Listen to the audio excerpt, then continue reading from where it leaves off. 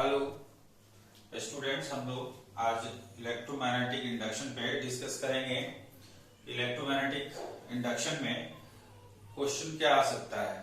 ठीक है, तो ईएमआई में हम लोग यह मान के चल रहे हैं, हम आप मान के चल रहे हैं यह बात कि आप थोड़ा बहुत ईएमआई पढ़े हो। ठीक है, तो सबसे वाइटल क्वेश्चन क्या है कि हम लोगों के सामने जो बोर्ड में क्वेश्चंस आते हैं वो किस तरह से आते हैं, कैसे आते हैं, हम लोगों को कंफ्यूज नहीं होना है। तो इलेक्ट्रोमैग्नेटिक इंडक्शन में सबसे इंपॉर्टेंट बात जो है वो फ्लक्स है, मैग्नेटिक फ्लक्स है ना। इसको हम लोग मैग्नेटिक फ्लक्स, ये जो मैग्नेटिक फ्लक्स है, अब चाहे आप यहाँ पे Faraday's law of electromagnetic induction पढ़ो, Faraday's law of electromagnetic induction पढ़ो, लेंजेज लॉ पढ़ो, ठीक है, लेंजेज लॉ पढ़ो, मोशनल ईएमएफ पढ़ो, मोशनल ईएमएफ, ईडी करंट,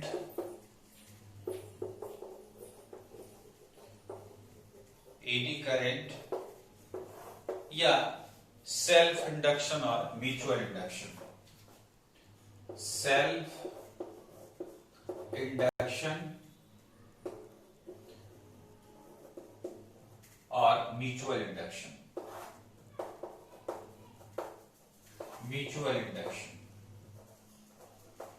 ये जितनी भी चीज आप पढ़ रहे हैं, चाहे वो Faraday's law of electromagnetic induction हो, चाहे वो मोशनल ईएमएफ हो, चाहे वो लेंजेस लॉ हो, एडी करंट हो, सेल्फ इंडक्शन हो, म्यूचुअल इंडक्शन हो, ये सारे का रूट कॉज फ्लक्स है। हम Faraday's law of electromagnetic induction में भी है ना चेंज ऑफ फ्लक्स की ही बात करते हैं, लेंजेस लॉ में भी चेंज ऑफ फ्लक्स से ही डायरेक्शन निकालते हैं। ठीक है, मोशनल ईएमएफ में भी चेंज ऑफ फ्लक्स से ही निकालते हैं, एडी करंट में भी चेंज ऑफ फ्लक्स से ही निकालते हैं, और सेल्फ इंडक्शन और म्यूचुअल इंडक्शन में भी हम लोग मैग्नेटिक फ्लक्स से ही रिलेटेड बात पढ़ते हैं। यानी कि पूरा चैप्टर जो है वो मैग्नेटिक फ्लक्स पे डिपेंड करता है। अब हम लोग बारी बारी से देखते हैं कि जैसे मैग्नेटिक फ्लक्स को हमने लिया तो क्या क्वेश्चंस आ सकते हैं। हम लोग क्वेश्चंस पे ही स्ट्रेस करेंगे, क्योंकि हम क्या पढ़ते हैं वो मायने नहीं रखता है, हम कितना क्वेश्चन का आंसर दे सकते हैं वो मायने रखता है। तो मैग्नेटिक फ्लक्स आप जान ही रहे हो कि मैग्नेटिक फ्लक्स क्या है। तो मैग्नेटिक फ्लक्स आप समझ रहे हो कि फाई इज इक्वल टू क्या होता है, phi is equal to BDS cos theta. यह आपको मालूम है कि बीडीएस कॉस थीटा होता है ना। अब चूंकि यह स्केलर क्वांटिटी होता है तो यह फ्लक्स पॉजिटिव भी हो सकता है और यह फ्लक्स निगेटिव भी हो सकता है। यह सारी जानकारी आपको है। ठीक है, अब ये जैसे हम फ्लक्स से लेकर के चलते हैं तो फ्लक्स से क्वेश्चन क्या आ सकता है, क्वेश्चन क्या पूछे जा सकते हैं, इस पर हम लोग डिस्कस करते हैं। जैसे देखिए, एक क्वेश्चन ये दे सकता है आपको, क्योंकि सबसे इंपॉर्टेंट बात क्या है कि जब हम लोग क्वेश्चन की बात करते हैं तो जैसे थ्योरेटिकल पोर्शन का जो क्वेश्चन है that becomes easy to write, वो लिखने में आसान होता है, क्योंकि थ्योरेटिकल पोर्शन होता है जो आपको पढ़ाया जाता है, आप वही जाके लिख देते हो, वही क्वेश्चन आ जाता है। प्रॉब्लम क्या होता है, जो 1 मार्क्स के क्वेश्चंस होते हैं, कंसेप्चुअल क्वेश्चन होते हैं, और जो न्यूमेरिकल क्वेश्चन होते हैं उन पे डिपेंड करता है। वो क्वेश्चन आप लोगों को तंग करता है ना, कि उसका आंसर क्या हो सकता है। उसके लिए आपको प्रैक्टिस करना होगा, और जब तक आप प्रैक्टिस नहीं करोगे तब तक संभव नहीं है। क्योंकि एग्जामिनेशन जो होता है ना, that is the time of action play, वो एक्शन प्ले का टाइम है। उसके पहले हम लोग रिहर्सल करते हैं, जितना अच्छा रिहर्सल होगा उतना ज्यादा हम लोगों का एक्शन होगा वहां पे। अब जैसे देखिए, फ्लक्स से रिलेटेड क्वेश्चन क्या आ सकता है, फ्लक्स से रिलेटेड क्वेश्चन बन क्या सकता है। आज हम लोग प्रोबेबिलिटी पे, क्वेश्चन की प्रोबेबिलिटी पे डिस्कस करेंगे, क्या आएगा नहीं आएगा वो हम लोग आगे देखेंगे, है ना। जैसे यह फ्लक्स है, अब आपको क्वेश्चन एक देता है कि एक स्क्वायर है ना, जैसे देखिए कि यह यूनिफॉर्म मैग्नेटिक फील्ड है। सपोज कर लिया कि यह यूनिफॉर्म मैग्नेटिक फील्ड है, इसके अंदर एक स्क्वायर है, ठीक है, इसके अंदर एक स्क्वायर है और ठीक इसके आगे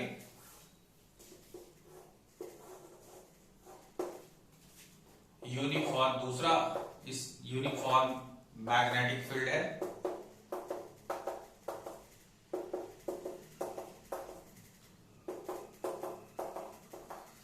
और इसमें एक सर्कुलर लूप है। बॉथम दोनों जो है वो v वेलोसिटी से मूव कर रहा है, यूनिफॉर्म वेलोसिटी v से। यह इमर्ज्ड आउट हो रहा है, यहां से एक अलग मैग्नेटिक फील्ड है, यह एक अलग मैग्नेटिक फील्ड है और इससे यह इमर्ज्ड आउट हो रहा है। यह स्क्वायर है, यह स्क्वायर इस मैग्नेटिक फील्ड से इमर्ज्ड आउट हो रहा है विथ कांस्टेंट वेलोसिटी v। यह भी जो सर्कुलर लूप है यह मैग्नेटिक फील्ड से कांस्टेंट वेलोसिटी से इमर्ज्ड आउट हो रहा है। तो क्वेश्चन क्या कहेगा, आपसे पूछेगा क्या कि प्लॉट ए ग्राफ। यहां पर पूछेगा कि plot a graph against of flux and time, यानी किस तरह से फ्लक्स जो है वो डिक्रीज करेगा जब इससे यह बाहर आएगा और जब इससे बाहर आएगा और दोनों की वेलोसिटी सेम है ना। क्वेश्चन आपको दे सकता है कि प्लॉट ए ग्राफ है ना अगेंस्ट ऑफ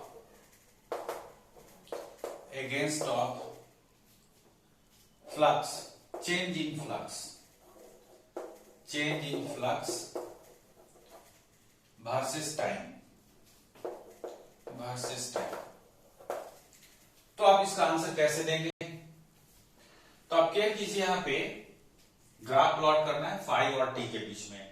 जैसे जैसे यह बाहर जाएगा फाई डिक्रीज करेगा, यह भी जैसे जैसे आप बाहर जाएगा, क्योंकि अभी यह इसके अंदर है तो इतना फ्लक्स है, इतना फील्ड लाइंस इसके अंदर जा रहा है। यह जैसे जैसे इससे बाहर जाएगा है ना फील्ड लाइंस घटना स्टार्ट हो जाएगा, या जैसे जैसे इससे बाहर जाएगा फील्ड लाइन घटना स्टार्ट हो जाएगा।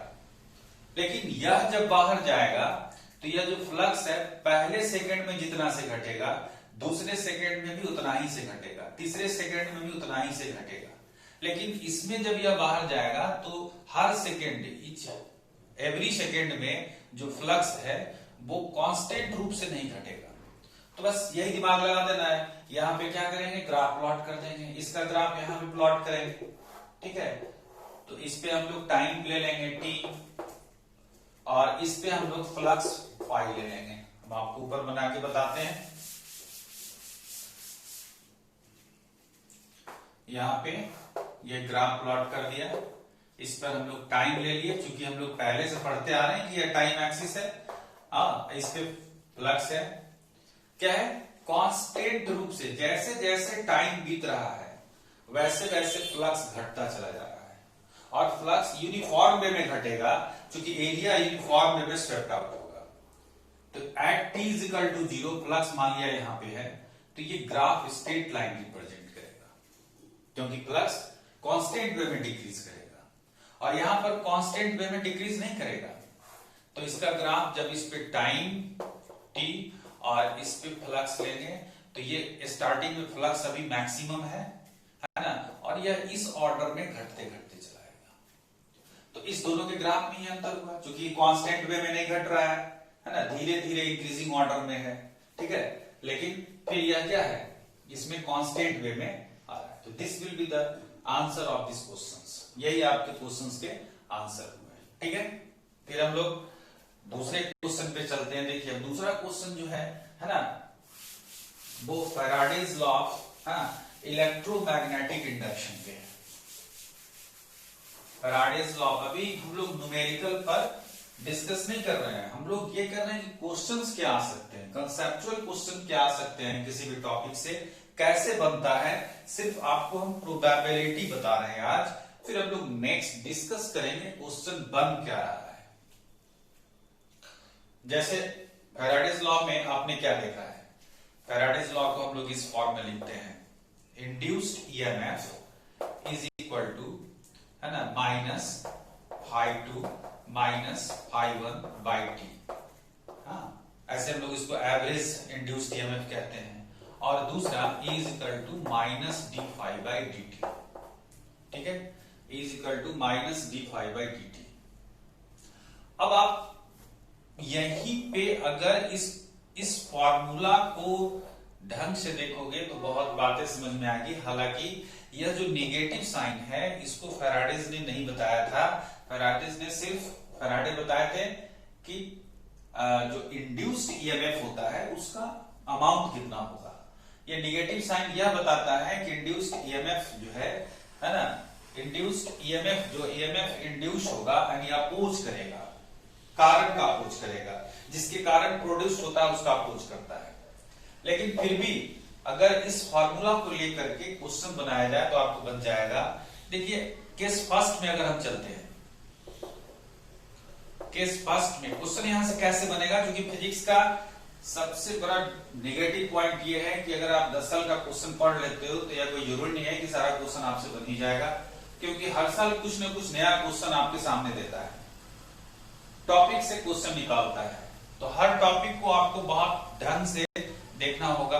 अब जैसे यहां पे देखिए कि E is equal to minus φ2 minus φ1 by t है, तो इफ φ2 इज ग्रेटर देन φ1 यानी इनिशियल फ्लक्स कम हो, फाइनल फ्लक्स ज्यादा हो, तो ईएमएफ का वैल्यू क्या होगा, यानी φ2 बड़ा है φ1 तो ईएमएफ आपका निगेटिव आएगा। अब जस्ट इसका रिवर्स केस अगर आप लेते हैं φ1 इज ग्रेटर देन φ2 तो E आपका पॉजिटिव आएगा, ईएमएफ पॉजिटिव आएगा, है ना। अब यहां से क्वेश्चन राइज हो रहा है, इस पर एक क्वेश्चन आपको बनेगा।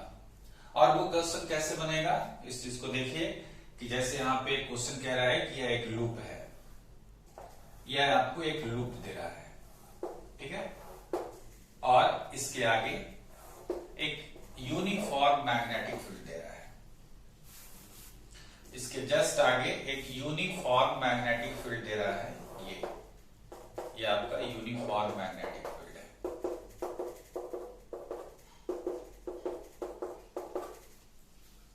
क्वेश्चन को समझिए, यह एक लूप है, ठीक है, यह एक लूप है, यह पॉइंट मान लिया P है, दिस इज पॉइंट Q।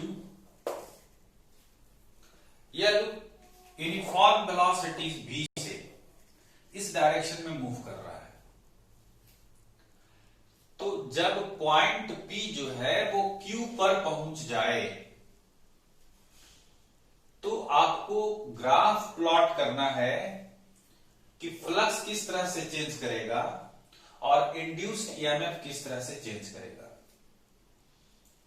यहां पर देखिए आंसर आपको मिला हुआ है, यह जो फार्मूला है यहां पे आंसर मिला हुआ है कि यहां पे φ2 फाइनल है, φ1 इनिशियल है, यानी कि फ्लक्स इंक्रीज किया, फ्लक्स इंक्रीज कर रहा है तो ईएमएफ क्या हो रहा है, निगेटिव हो रहा है। इस बात का ख्याल रखिएगा कि फ्लक्स अगर इंक्रीज कर रहा है तो ईएमएफ हमको निगेटिव लेना है, अगर फ्लक्स डिक्रीज कर रहा है यानी φ1 इज ग्रेटर देन φ2 तो ईएमएफ हमको पॉजिटिव लेना है।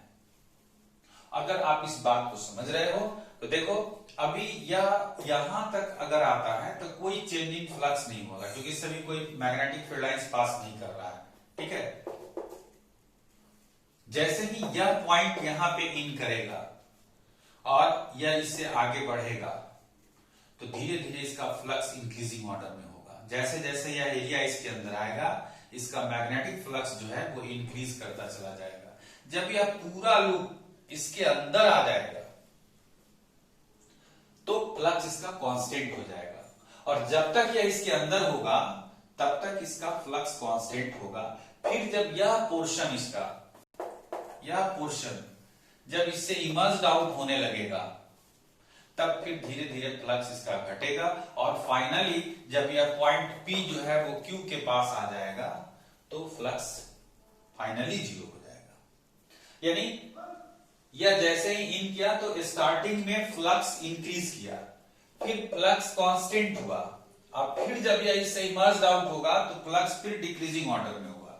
दूसरी बात हमको यह ख्याल रखना है कि जब यह इसके अंदर इन कर रहा और वेलोसिटी यूनिफॉर्म है, यह जो वेलोसिटी है यह यूनिफॉर्म है, यानी फ्लक्स जो है वो कांस्टेंट रूप से इंक्रीज कर रहा है। और फिर जब ये इससे इमर्ज आउट होगा तो फ्लक्स जो है फिर वो कांस्टेंट वे में डिक्रीज करेगा। बस यही ग्राफ करने से मिल गया कि कांस्टेंट वे में अगर इंक्रीज करता है, कांस्टेंट वे में अगर फ्लक्स डिक्रीज करता है, तो जस्ट अभी हम लोग ग्राफ प्लॉट किए हैं कि graph should be straight line. Graph जो है वो स्ट्रेट लाइन आएगा। तो देखिए हम लोग यहाँ पे क्या करते हैं कि इसका ग्राफ प्लॉट करते हैं। क्योंकि हमको दोनों का ग्राफ प्लॉट करना है, फ्लक्स का भी ग्राफ प्लॉट करना है और ईएमएफ का भी ग्राफ प्लॉट करना है। तो हम लोग पहले फ्लक्स का ग्राफ देख लें, ठीक है, और फिर हम लोग ईएमएफ का ग्राफ देखते हैं। जब यह पार्ट, इस लूप का यह पार्ट यहां पे आता है तो इसको हम T1 मानते हैं, ठीक है। जब यह पार्ट यहां पे आता है तो उसको हम लोग T2 मानते हैं, यानी कि एक टाइम हमको लेना होगा T1 T2, ठीक है। फिर एक लेना होगा कि जब यह पोर्शन यहां पे आता हो तो दैट इज T3। बहुत ध्यान से समझेंगे। और जब यह पार्ट यहां पे आता है तो आपका T4 हो जाएगा। This is T1, this is T2, this is T3, this is T4। यह भी हो गया T1, T2, T3, T4, ठीक है। अब फिर ध्यान से आप समझें इसको, क्वेश्चन को। सबसे इंपॉर्टेंट है क्वेश्चन को समझना कि यह यूनिफॉर्म मैग्नेटिक फील्ड है, यह एक लूप है, इसमें यह लूप कांस्टेंट वेलोसिटी से मूव कर रहा है। तो जब यह इस लूप का यह पॉइंट चल करके यहां पे चलाएगा, आप सोचिए जब यहां पे चलाएगा यानी ये पोजीशन बनेगा इसका,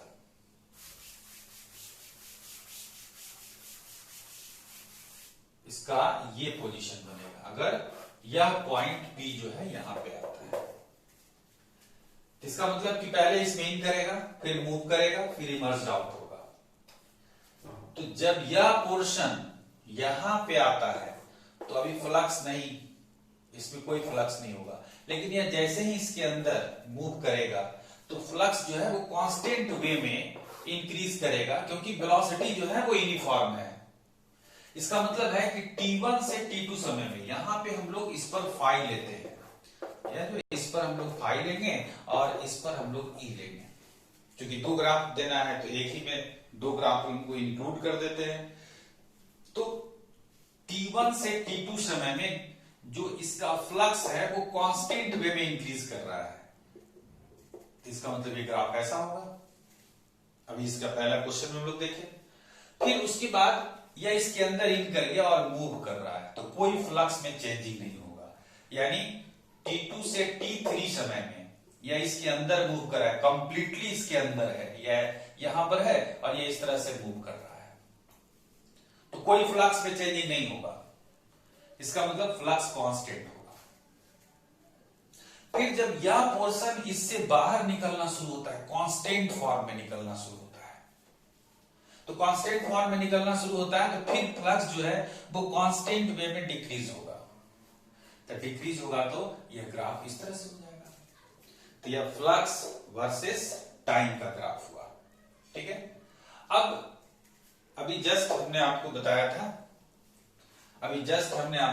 था कि फ्लक्स अगर इंक्रीज करता है, Faraday's law of electromagnetic induction से, कि अगर फ्लक्स इंक्रीज करता है तो ईएमएफ क्या होगा? निगेटिव होगा। ईएमएफ हमको निगेटिव लेना है। अगर फ्लक्स डिक्रीज करता है तो ईएमएफ पॉजिटिव लेना है। तो इन द फर्स्ट केस यहां से यहां तक फ्लक्स इंक्रीजिंग ऑर्डर में है, तो इंक्रीजिंग ऑर्डर में है, इसका मतलब कि जो ईएमएफ है, क्योंकि EMF can be positive, EMF positive भी होता है, ईएमएफ नेगेटिव भी होता है, तो ईएमएफ नेगेटिव होगा। ये ग्राफ हुआ T1 से T2 में, ठीक है। और फिर T2 से T3 में कोई चेंजिंग फ्लक्स नहीं हुआ, तो कोई चेंजिंग फ्लक्स नहीं हुआ तो ये प्लेन रहेगा। और फिर उसके बाद इंड्यूस्ड ईएमएफ जो है है ना। फिर क्या है कि फ्लक्स कांस्टेंट वे में डिक्रीज कर रहा है, तो ईएमएफ हमारा पॉजिटिव होगा, ये होगा ग्राफ। तो इस तरह के क्वेश्चंस जो हैं वो निकालते हैं बोर्ड में, या आगे हम लोग जीमेंस की बात करेंगे उसमें, है ना। क्वेश्चन कैसे निकलता है किसी भी टॉपिक से, इस बात पे हमेशा स्ट्रेस करना है। अब जैसे एक क्वेश्चन हम लोग और एग्जांपल पे देख ले पहले, है ना। हम ये मान के चल रहे हैं, बार बार आपको कहा जा रहा है कि हम ये मान के चल रहे हैं कि आप कुछ ना कुछ ईएमआई पढ़े हैं, है ना। उसके बाद आपको ये समझने में मजा आएगा। चाहे तो आप इस ग्राफ को बना लें, ठीक है ना, और कुछ नहीं है, इसका क्वेश्चन आपको मिल जाएगा, पहले आप इसको देख लीजिए। अब हम लोग चलते हैं एक और एग्जांपल पे। अभी हम लोग क्वेश्चन की प्रोबेबिलिटी पे डिस्कस कर रहे हैं कि क्वेश्चन बनने की जो प्रोबेबिलिटी होती है वो क्या हो सकती है। अब नेक्स्ट में हम लोग देखते हैं क्वेश्चन। अब कभी कभी आपको ऐसा क्वेश्चन देगा जिसमें मैकेनिक्स का यूज हो जाएगा, मैकेनिक्स का एप्लीकेशन हो जाएगा, ठीक है। क्योंकि किसी भी चैप्टर में फॉर्मूलाज कांस्टेंट होते हैं, जो फॉर्मूला है वो कांस्टेंट है, एप्लीकेशन कांस्टेंट नहीं है। काइनेमेटिक्स में 3 ही इक्वेशन है, b square to u plus at, b square to u square plus 2s, s square to ut plus half at square. लेकिन so many problems can be solved, वो application अलग अलग है, मल्टीपल यूज है उसका, multi application है। यही बात यहां भी होती है।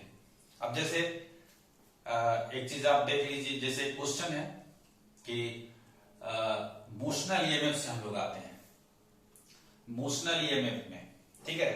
तो सबसे पहले हम लोग फ्लक्स, फिर फैराडेज लॉ, फिर उसके बाद लेंजेस लॉ। तो लेंजेस लॉ का कोई मैथमेटिकल डेरिवेशन नहीं है। लेंजेस लॉ सिर्फ यही बात बताता है कि कहीं भी अगर करंट प्रोड्यूस होता है, जिसके कारण प्रोड्यूस होता है, उसका अप्रोच करेगा। अगर इतनी बात समझ में आ गई तो चाहे वो मोशनल ईएमएफ हो, चाहे वो सेल्फ इंडक्शन हो, चाहे वो म्यूचुअल इंडक्शन हो, सारे में वही एप्लीकेशन यूज होता है, अपोज करता है, जैसे भी आपको बता रहे हैं।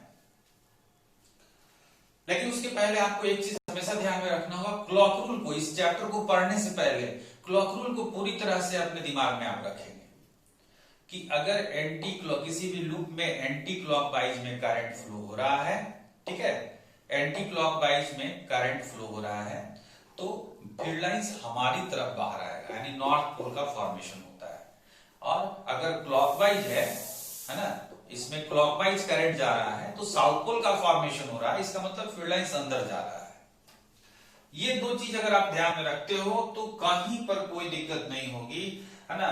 जैसे आप यहां पे देख लो, मोशनल ईएमएफ से एक बात हम आपको बताते हैं कि जैसे यह रेक्टेंगुलर फ्रेम है, इनवर्ड मैग्नेटिक फील्ड है, ये जो है इनवर्ड मैग्नेटिक फील्ड है।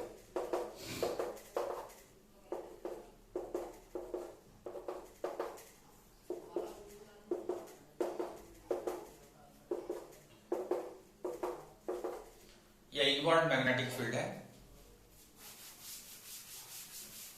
ठीक है। और यह जो है स्प्रिंग से लगा हुआ है, स्प्रिंग से फिक्स्ड है। इसका यह आर्म जो मूवेबल आर्म है, इसका यह आर्म जो है यह मूवेबल है। मान लिया कि यह ए बी आर्म है और यह मूव कर सकता है, ए बी सी डी, ठीक है।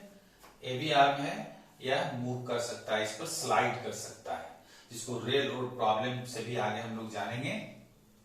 यह स्प्रिंग से लगा हुआ है, अगर आप इसको खींचिएगा और रिलीज कर दीजिएगा तो यह क्या करेगा, वाइब्रेट करेगा, ऑसिलेट करेगा, अपने मीन पोजीशन के टू एंड फ्रो ऑसिलेट करेगा, ठीक है, अपने मीन पोजीशन के टू एंड फ्रो ऑसिलेट करेगा।